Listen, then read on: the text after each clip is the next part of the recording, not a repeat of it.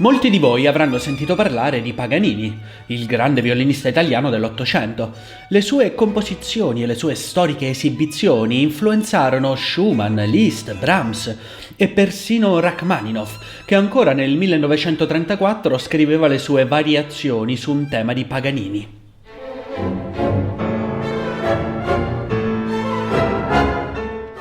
Andiamo, Paganini.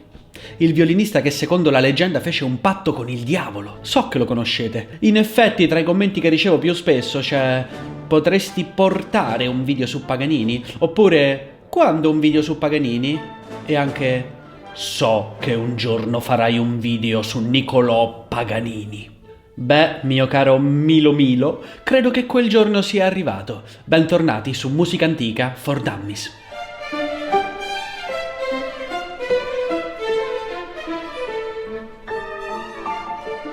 Ehi, ciao, io sono Francesco e sul mio canale parlo di musica.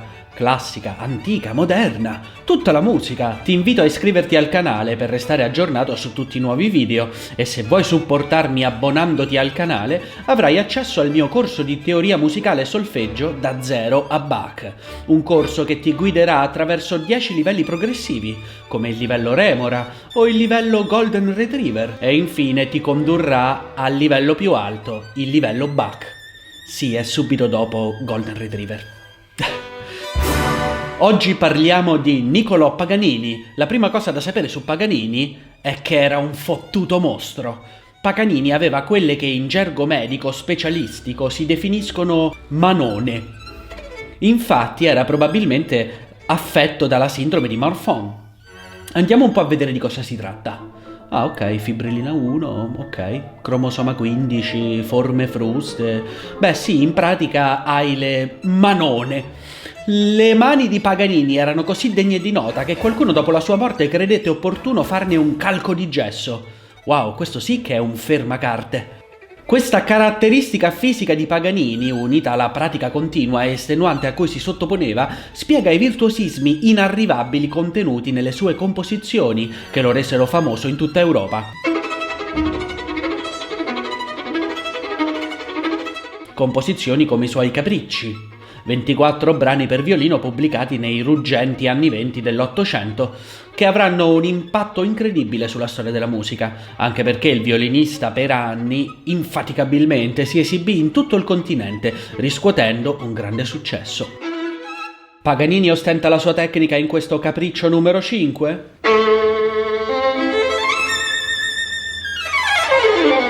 E allora subito il compositore Schumann rosica e lo riadatta per pianoforte.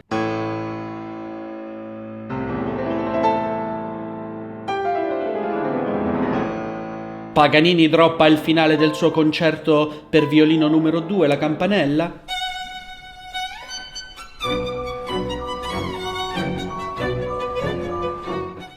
E subito Liszt deve far vedere che lo sa fare anche lui e compone la sua campanella.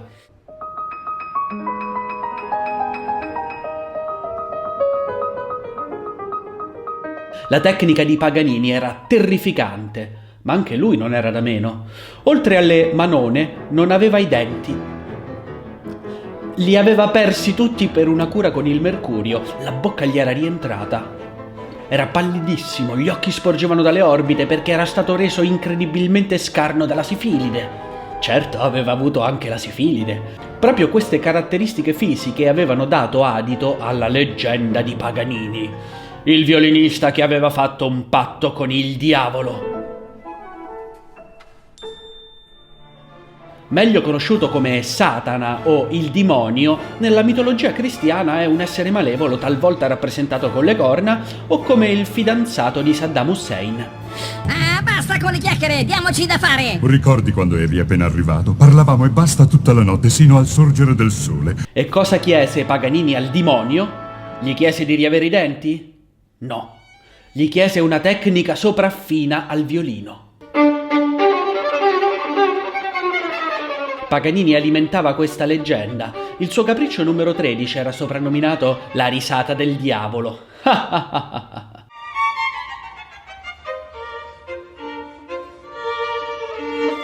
Questi passaggi discendenti su doppie corde rappresentano la risata che poi viene elaborata in una serie di ottave spezzate dalla difficoltà diabolica.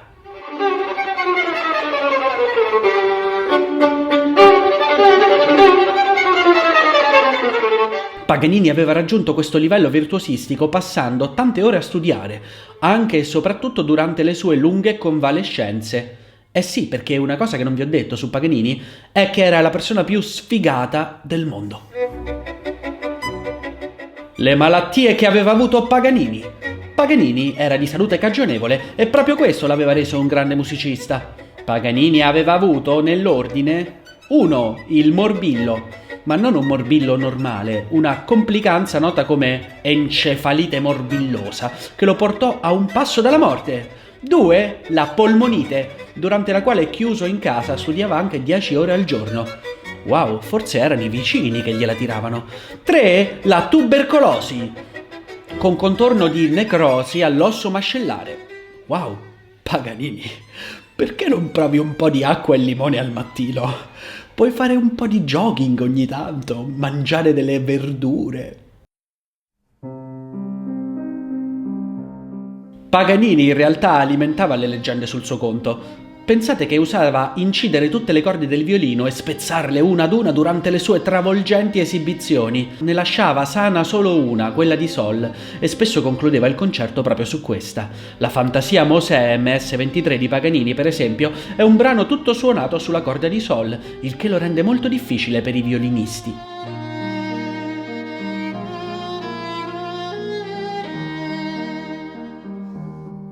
Secondo alcuni Paganini era anche un serial killer, sì, perché no? E usava come corde del violino i budelli delle sue vittime. Oltre a essere un fottuto mostro, si vestiva sempre di nero e portava occhiali da sole con lenti scure. Era praticamente Ozzy Osbourne nel 1800. Ma sapevate che Paganini, oltre a essere l'Urch della famiglia Adams, era anche un grande compositore? Nella sua produzione spiccano i concerti per violino solo. Nel primo concerto Paganini non disdegna i tipici virtuosismi che lo caratterizzavano.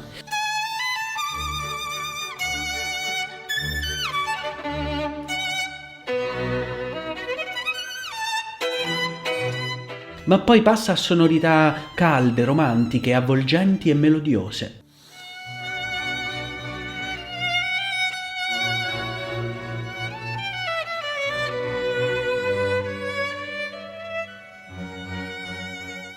Il secondo movimento del concerto è ispirato all'aria di prigione, un tipo particolare di aria comune nell'opera italiana tra 7 e 800. La presenza della gran cassa, unita a piatti e timpani, dona al concerto un carattere bandistico, militaresco. Il violino è come il personaggio di un'opera, abbandonato in una cupa cella che geme e si lamenta.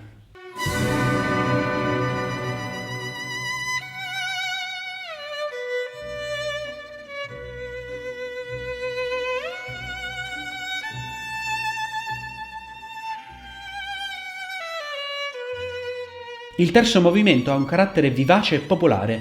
Paganini per questo concerto scrisse la parte del violino in re maggiore, ma in realtà il concerto veniva eseguito scordando il violino e accordandolo un semitono più alto. Attraverso questa scordatura certi passaggi erano più facilmente eseguibili, come questa veloce scala discendente a inizio movimento.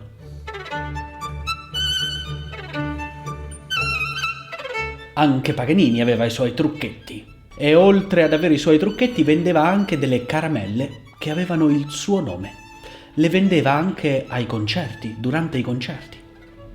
Questa informazione ve la lascio lì senza aggiungere altro. Ma cosa? Non sai cosa significa accordare e scordare uno strumento?